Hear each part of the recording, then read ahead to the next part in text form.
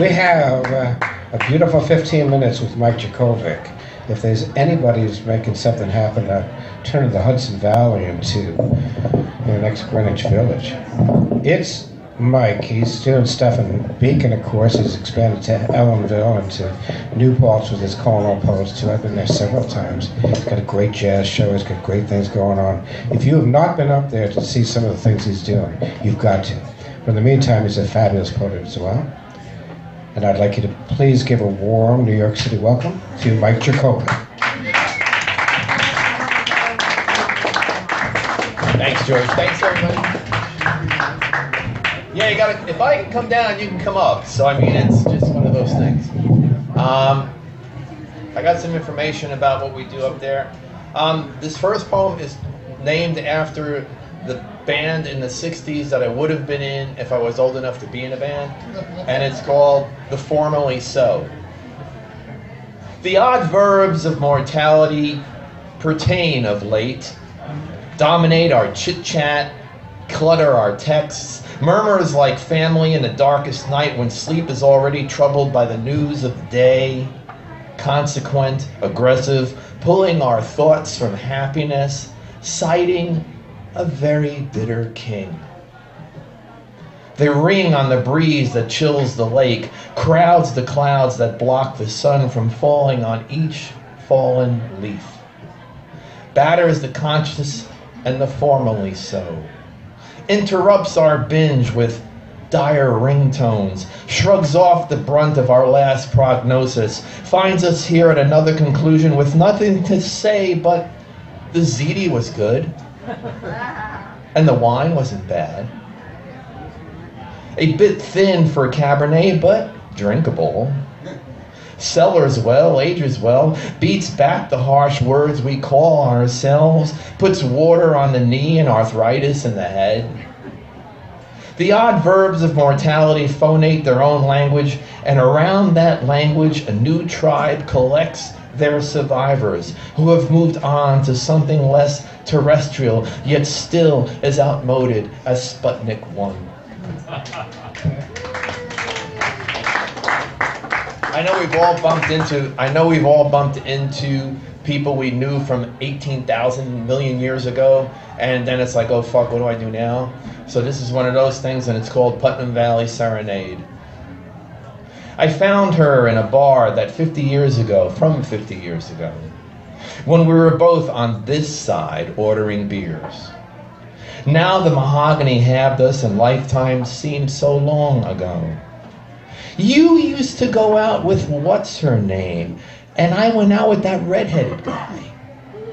Huey, Dewey, what was his name? Something like Craig or Greg or Billy, I said, uncertain of my whereabouts, but damn sure I was being watched. Well, anyway, he gave you that ticket to that band I really wanted to see, so I punched you in the face over there, 3 stools down by the ladies' room, and what's-her-face came out and jumped me, and the whole bar watched us fight. Great times, I assured her, figuring she needed some assurance after all these years of those ley lines laying this way, back to here. I got up to go as I had once before. Her name was Wendy, was all I could say.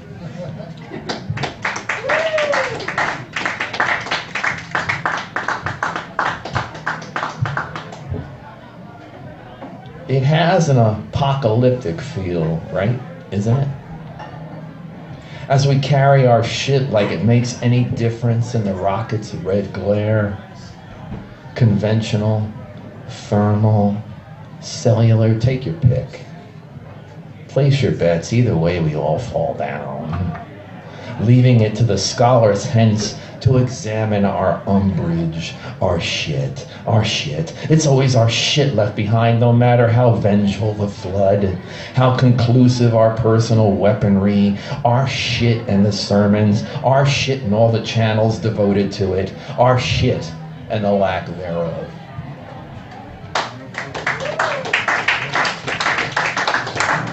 I brought a friend of mine through chemotherapy up at Columbia Presbyterian a few weeks ago, and I was just wandering around the city for the few hours while he was there, and this is called Game 7. Well, it's the MetLife building, but it was the Pan Am building, if you're hoary enough to remember how it was before the torpor and the time of tyrants. But this idea isn't new. It's just that you're in earshot, so sit for a moment and suffer my folly. I want to go home before dark, so I'll make it brief. New York loves its Yankees. Even here on West 53rd, where God knows what took place, and thus, from thin air, poems are born.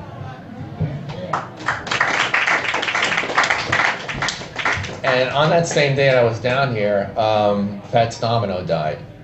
And it's no shit, but I really was trying to get into the Songwriters Hall of Fame because I was like, how am I going to waste the time down here in the city? You know, how am I going to spend the time? So I said, I'll go to the Songwriters Hall of Fame. But it was closed. So this is called On the Day Fats Died. I tried to get into the Songwriters Hall of Fame, but it was closed. As it had always been to guys like me, even with reviews that read, God's VCR is the music that advances mankind forward. And I don't know what these guys do, but we need them to do more of it. Yeah. It figures, because there's never any justice, is there? That's why we're huddled here listening to me pout. You forever hear the blues in Central Park.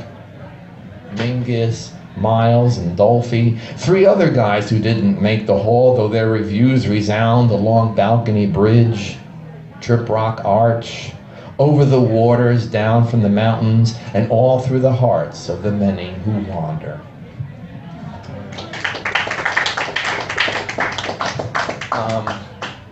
Emily was injured a few years ago on the job, and once you get into that whole medical from here, there, and everywhere, it's just an endless cycle. We've gotten out of it, fortunately, but I got this poem out of it, and it's called Shamed Angels. I just never thought I'd ever read a magazine with Linda Ronstadt on the cover and hemorrhoid relief the shared headline. The header, the footer, each one proclaiming in 26 font the need for a pill or a pet. Eye and ear and nose repair, barnacle extraction, and less caustic reminders that are our nears. She was so gorgeous, with eyes like wet moons, and that voice that shamed the angels. Now it's Lasix and remedy, stroke and contrition, each our own ache and pain and burden, dog-earing pages lest we forget.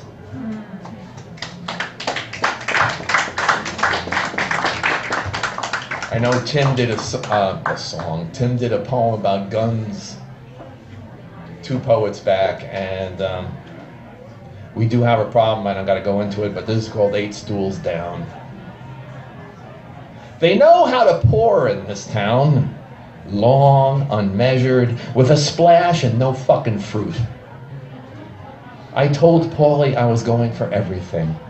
Bacon, chicken, extra cheese, the whole enchilada, and why not? I've busted my balls all day, and since I'm half in the bag and I'm gonna catch shit from the old lady, fuck it. Pour me a double and get out of the way so I can watch the barmaid's ass. They're arguing some shit at the end of the bar. How do you spell disgust? You mean like you fucking had it and with everything? No, you fucking idiot, like we're talking right now, you asshole. Oh, I see, yeah. I think it's D-I-C-U-S-T.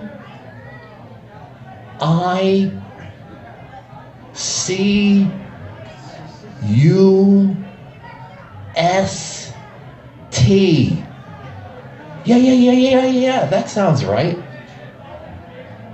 It's a good thing they know how to pour in this town, or I could be in a whole other state of mind. A narrower frame of reference focused within the scope with a silencer and 8 stools down.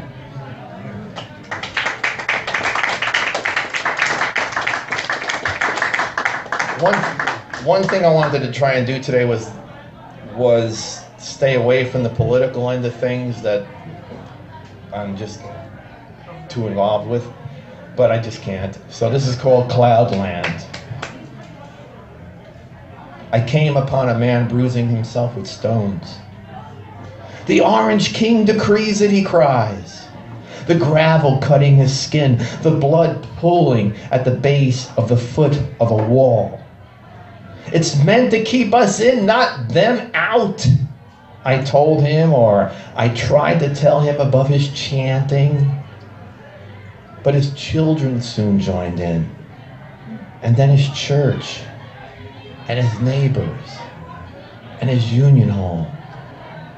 As the king's men state their claim, we assemble at Potter's Field in colorful rags. But let's admit it, an army sharing selfies soon defeats itself. I've tried real hard to keep politics out of this, but I just cannot. We either advance each day or we don't. And some of us will fall, and some of us will turn to the other side, and some of us will make that day.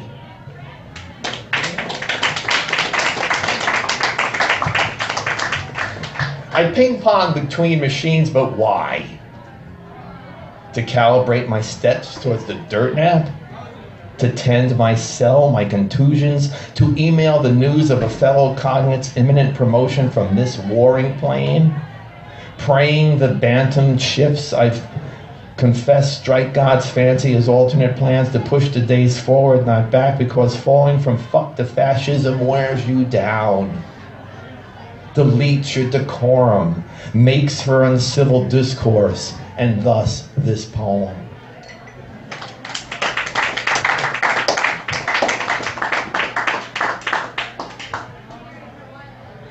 I was 9, covered in ketchup, eating french fries from Chico's on East 38. Standing near the local bank with Anne, my boyhood love, Steve and Juan, and my cousin Frank, my Dean Moriarty in later life, though he's deceased since 88. When a well-heeled man and his consort called us street urchin as they entered the bright institution. Up until a week ago, while walking the rail trail south of Sand Hill, I held this recollection as the spark that lit my rebellion.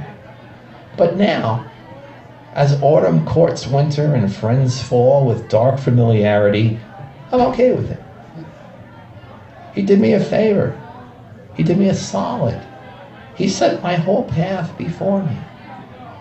Whether he meant to or not makes no matter now.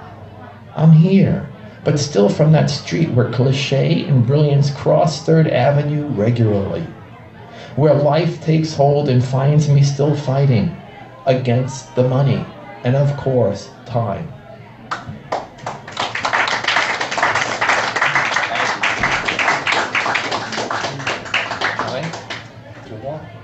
Oh man, then I gotta pick the greatest hits if it's only 2 more. Jeez. All right, I'm gonna do this one and then one by a friend of mine who, when he wrote it, he said, "Dude, I wrote it imagining that you would read it." So this is another one that refers back to the guns. I love watching the mea culpas. The numbers grow, the stats. More than one day at war since such and such war ended and another began. Random fire makes no sense except to the senseless. The remorseless, the shadow envoys enjoying the crush and frenzy with a wife who smiles and a neat yard. Coarse, degrading, the moment of silence that lasts and lasts. All through your days and into your nights, keeping you quiet until you scream. Yeah. All right, this next piece, I know George knows him. This next piece is a piece by a wonderful poet up our way called Guy Reed. His name is Guy Reed. And wonderful individual, fabulous human being. And he read it about a year ago at one of the readings that we sponsor. And I just said, "Dude, you got to give me a copy of that." And he was like, "Oh man, that's so good to hear." And I'm like, "Why?" And he was like, "I wrote it in your voice." So here we go. and it's called bored. One can get laid, get drunk, get high, eat food, travel, make money to afford these things, gamble it for more, go to work, be loved, be in love, all or none or all of the above. One can play a game or watch a game, commune with the God of your choice, listen to silence, perform science experiments, hike the woods, hunt, fish, exercise, garden, cook, go to the museum, learn a language, listen to music, practice the arts and crafts. Be angry about something and talk about it. Be happy about something and talk about that. Watch TV, watch the clouds, be sick, read a book, go to the movies, look out a window, sleep, but really, what the fuck else is there to do? We're bored. The human race is bored. We just keep doing more of the same year after year. If we weren't so hell-bent on survival and or buying stuff every day, we'd be beating each other's brains out, or screwing each other's brains out, or eating and shitting our own brains out, or we'd be starving to death. It's fucking biology. There is nothing else to do, but everything's been done before. People keep dying, we keep killing each other for the same old reasons, but we find new ways to do it. How cool is that? But seriously, don't you think every manner of perversion has been explored already? No. We keep trying to find new ways to turn our brains on while not thinking at the same time. We want nirvana all the time and can't find it or create it. Other than drugs and technology, what is advancing? Time? Hell no! We invented that centuries ago to keep from being bored. We just don't know what else there is to do, so we die. Simple. We're just bored. We need a new race to literally drop out of the sky or gain a new super skill, like telekinesis with ease, or we evolve a third arm or a new dick and a hand or 2 more legs and feet. We need something new, completely and totally new, to do or to grasp our attention and imagination for a while. Otherwise, we're just going to keep doing the same old shit until the Parkside turns the lights out. Thank you, everybody.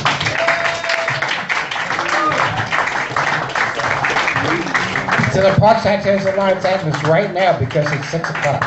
Thank you so much for joining us. Great weather in media. We'll see you next week.